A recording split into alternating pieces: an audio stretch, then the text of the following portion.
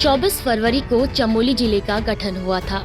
जिले को बने हुए आज 62 साल से ज्यादा हो गए हैं, लेकिन 62 साल बाद भी क्या चमोली को वो सब मिल पाया है जिसके लिए उसे 1960 में पौड़ी जिले से अलग किया गया था। हमारे संवाददाता संदीप बर्तवाल ने इस दुर्गम पहाड़ी जनपद चमोली की स्थिति को चमोली बनकर कुछ इस तरह व्यक्त किया है।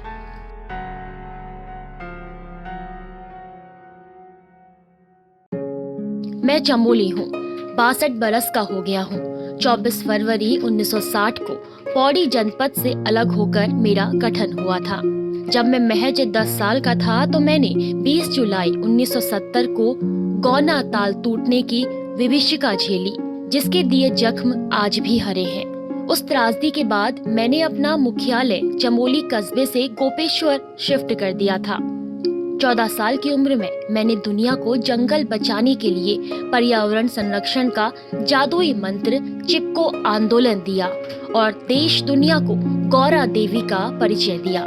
लेकिन आज जब चिपको की प्रासंगिकता सबसे ज्यादा है तो गौरा देवी और चिपको की गाथा केवल लेखों, कॉलम, अखबारों तक ही सीमित होकर रह गई है।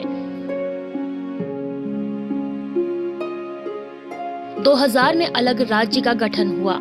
मुझे उम्मीद थी कि मेरे गैरसैंण को स्थायी राजधानी का ओहदा मिलेगा और आवाम के सपने पूरे होंगे, लेकिन जल्द ही मेरा भ्रम भी टूट गया।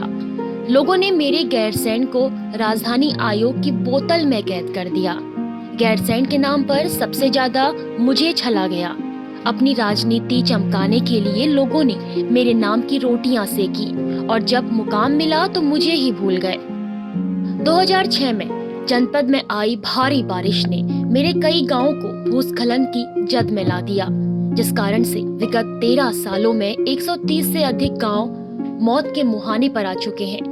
13 सालों से इन गांवों के विस्थापन की फाइलें तंत्र के मेजों की रौनक बढ़ा रही हैं। जून 2013 में आई हिमालयी आपदा ने मुझे झकझोर कर रख दिया, जबकि 2018 में थराली में बारिश ने तबाही मचाई। आपदा ने मेरी गोविंद घाटी और पिंडर घाटी का भूगोल ही बदल कर रख दिया था। बरसात में लोगों को जान हथेली पर रखकर लकड़ियों के सहारे नदियों को पार करना यहाँ मजबूरी बन गई है। लोगों की जिंदगी बल्लियों के संग झूलने को विवश है। 2021 में मैंने रैणी आपदा झेली, जिसमें लाखों ने नुकसान झेला। कई लोगों की असमय मौत हुई और अब भी वहाँ के जख्म हरे ही हैं। मेरे 3 संगम केवल आस्था के प्रतीक भर हैं, लेकिन इनको संवारने की योजनाएं कागजों तक ही सीमित है। 2014 के भादों के महीने आयोजित हिमालयी महाकुंभ नंदा देवी राज जात यात्रा में मेरे यहाँ लाखों श्रद्धालु यात्रा में पहुँचे। इस आयोजन में मेरा हर गांव नंदामय हो गया था और 2021 में गैरसैंण में विधानसभा सत्र और बजट सत्र ने गैरसैंण को ग्रीष्मकालीन राजधानी बनाकर एक उम्मीद जगाई थी। स्थायी राजधानी को लेकर मेरी उम्मीदों को मानो पंख लग गए थे, लेकिन जब राजनीतिक दलों की सच्चाई मालूम चली तो बहुत दुख हुआ। ये राजधानी के नाम पर केवल राजनीतिक रोटियां सेक रहे हैं।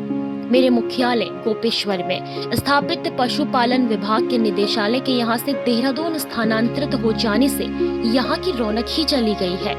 वहीं मंडल में स्थापित जड़ी बूटी शोध संस्थान को खुद संजीवनी की तलाश है।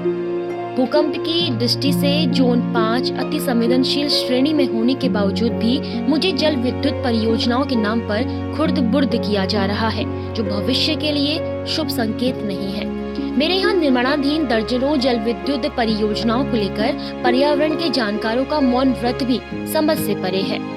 मेरे दशौलीगढ़ के कोट कंडारा गांव की होनहार बिटिया दिव्या रावत मशरूम मिशन के जरिए पूरे देश में मेरा नाम भी रोशन कर रही है।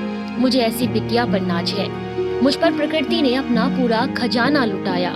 बद्रीनाथ, फूलों की घाटी, औली, हेमकुंड, चिनाब फूलों की घाटी सहित कई अनगिनत उपहार दिए हैं, लेकिन नीति नियंताओं ने सदैव मेरी उपेक्षा ही की है।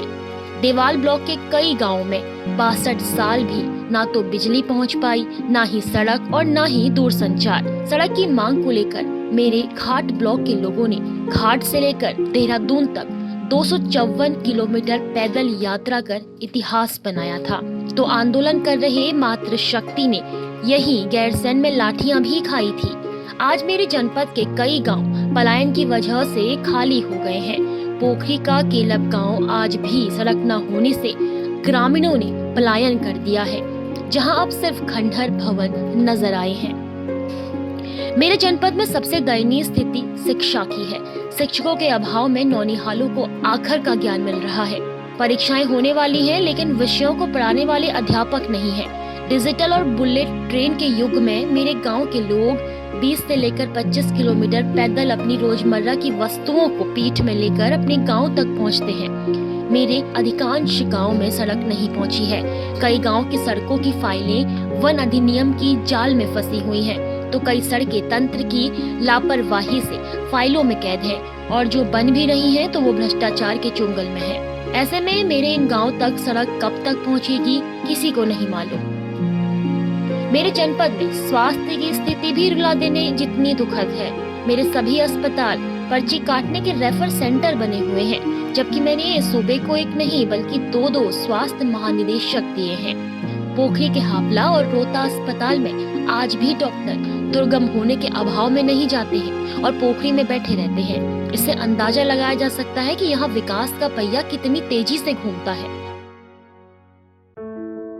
मेरे हिस्से औली, आली जैसे मखमली बुग्याल आए हैं, जो स्कीइंग के लिए एश कहाँ से कम नहीं है।